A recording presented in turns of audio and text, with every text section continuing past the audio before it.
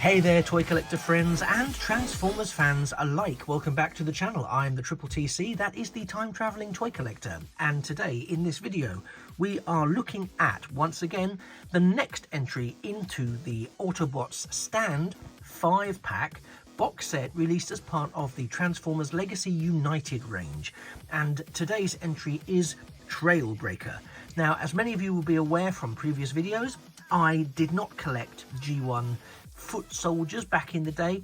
I was really only collecting sort of speciality toys in the Transformers lines initially, such as the Dinobots, and then I went on to the leaders, and then some of the others, by which point I was hooked. But of course, by which point some of those first waves and second waves of vehicles no longer existed, so I'd missed the boat. So I'm sort of reliving my childhood's collecting aims around G1 vicariously through both the War for Cybertron ranges and the Transformers Legacy ranges, as they are currently known. And so I am delighted to have got this 5-pack. I know 4 of them have been released previously in different iterations and colour schemes, and one of them has been reissued, has been previously issued as a different character entirely. Hound, I'm looking at you. But this box set has reimagined them in their cartoon accurate colours. I did wonder if we would be seeing at least a couple of them in Studio Series 66, Studio Series 86 range packaging, but so far, not so far. So I wonder if this is the closest we're going to get, but it's pretty close. Anyway, before I carry on with a look at Trailbreaker, initially the robot mode, bit of a look at that, then we'll look at the transformation in terms of, I'll do that off camera and then tell you how awful it was for me, or how simple, or how easy, or how exciting and stimulating it was, and we'll look at the vehicle mode. But in the meantime, before we get into that, do please like the video if you kind of like the way this is heading, and also if you could do me the absolute massive favour of subscribing to the channel, you would be doing me a huge favour.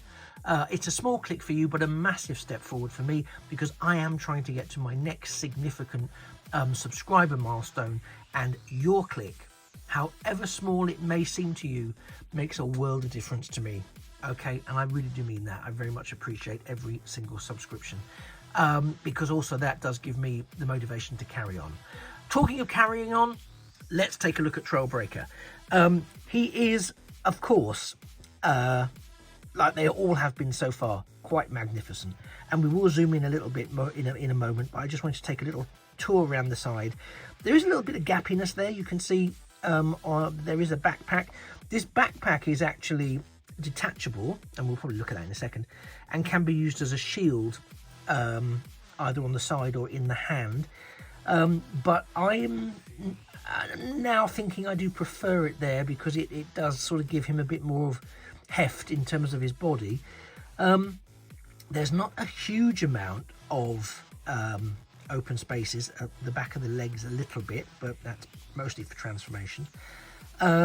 But otherwise, yeah, he's quite a well-defined, well-looking character, and I'm here for that. So let's pick him up. Let's zoom in a little bit more, and we can see there Trailbreaker's head sculpt. He's got that lovely blue visor, bit of a grumpy face, I would say. I'm not sure. I'll tell you what I really miss as a G1er.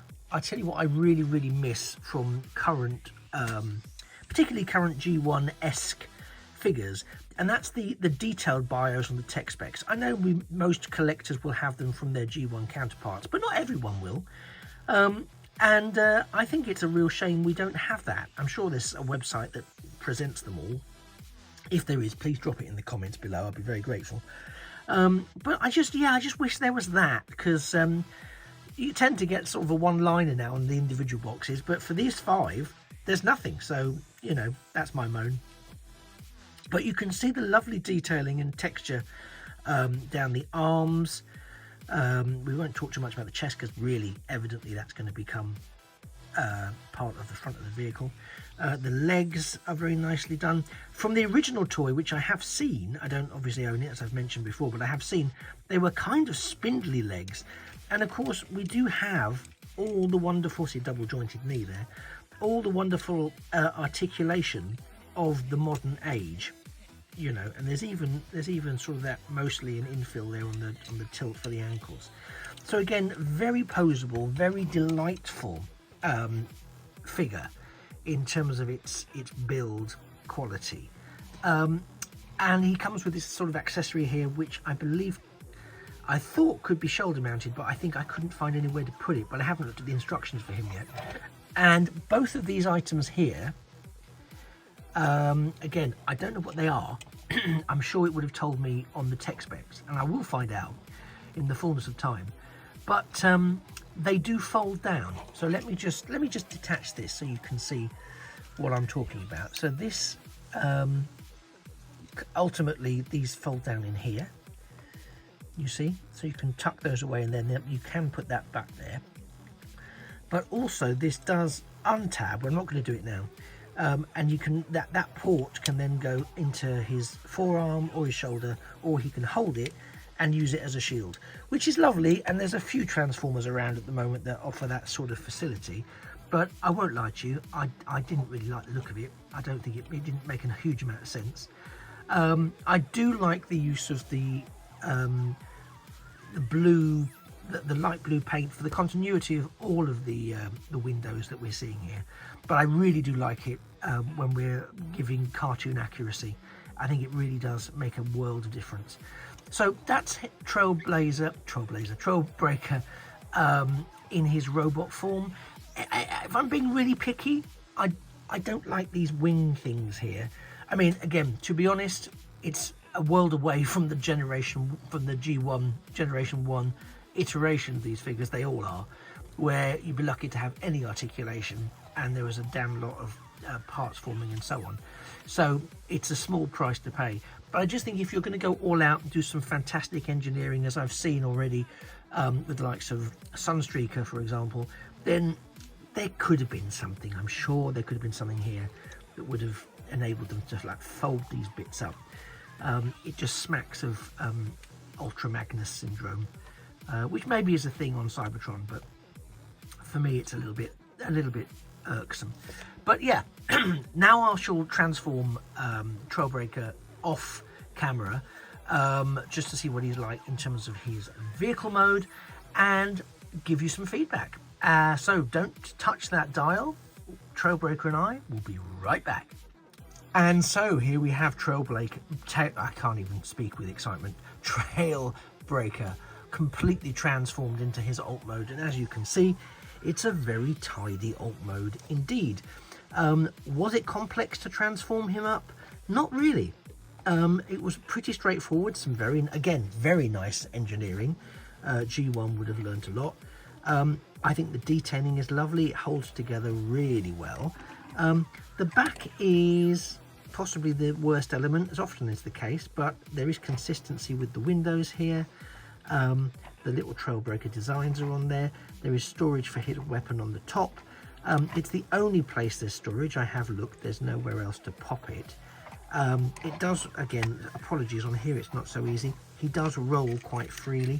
You can see there that the wheels do operate quite well. Do make sure when you're transforming him that you get the arms tucked in, as if not, they could drag on the ground that he is driving along. You do get the single Autobot symbol on the hood of his alt mode, and yeah, there's the nice detail on the front grille, which of course is the lower part of his chest, which is pulled out in that sort of nice grey, counterpoint to the sort of duller grey that is the main body of the character here. But you know what, this is again a really well done, really nicely engineered alt mode, and I love it. I'm really here for it, and I think it's an excellent addition to this set. So if you haven't actually had a chance to get this set yet, and it's not a major case of double dipping for you, I absolutely do recommend it. There's some fantastic vehicle modes here. A quick gripe of mine is the difference in the wheel trims. This is a peg, this is a pin, and they could have, you know, if they're going to go with that, they could have made because there is a bit of a trim in there that's silver, they could have done the same with the peg element, so at least it's silver and not this obvious difference. It's the same both sides. But yeah, he holds together really well. I really like it. And I feel like I now have another excellent G1 Autobot warrior in my midst, and for that alone I'm super grateful. So I hope this has been insightful and helped you determine whether or not the Legacy United Autobots Stand box set is for you, or whether you've chosen to pass on it, and this is just reaffirming that you were absolutely right to do so. Opinions are fantastic, and the great thing about them is we've all got them. So you're more than entitled to yours. But I personally am, because I didn't have to double dip really, apart from Jazz, I'm really pleased with my haul in this box set. Let me know in the comments below which of these is your favourite. Let me know also if there are any other G1 figures that you are still desperately waiting to see come alive in either the Studio Series 86 line that haven't already been leaked or announced, or in the Legacy line, or whatever comes next when we get some more figures in the future. Which G1s would you like to see revisited with old style robot and vehicle modes, but with current engineering that make those vehicle modes and robot modes of our childhood imagination a reality here in the 21st century? I'd be fascinated to know your thoughts. Anyway, thank you for spending the last 15 minutes or so with me. I very much appreciate your time. I know there's lots of other things you could be doing. You've been a fantastic audience, and I have been the Triple TC. That is the time traveling toy collector. If you haven't subscribed to the channel yet, please do. Do like this video, and before you disappear, have a little wander around the channel if you've got some time, particularly if you like Transformers stuff, but also if you like Doctor Who or Battlestar Galactica or Star Trek or Star Wars or any of those sorts of things. Have a little shifty around. I'm sure you'll find something of some interest. If not to worry. I look forward to seeing you in a future video, and indeed possibly a past one as well. Just remains for me to say, take care, and remember that a thing of beauty really is a toy forever. But bye for now.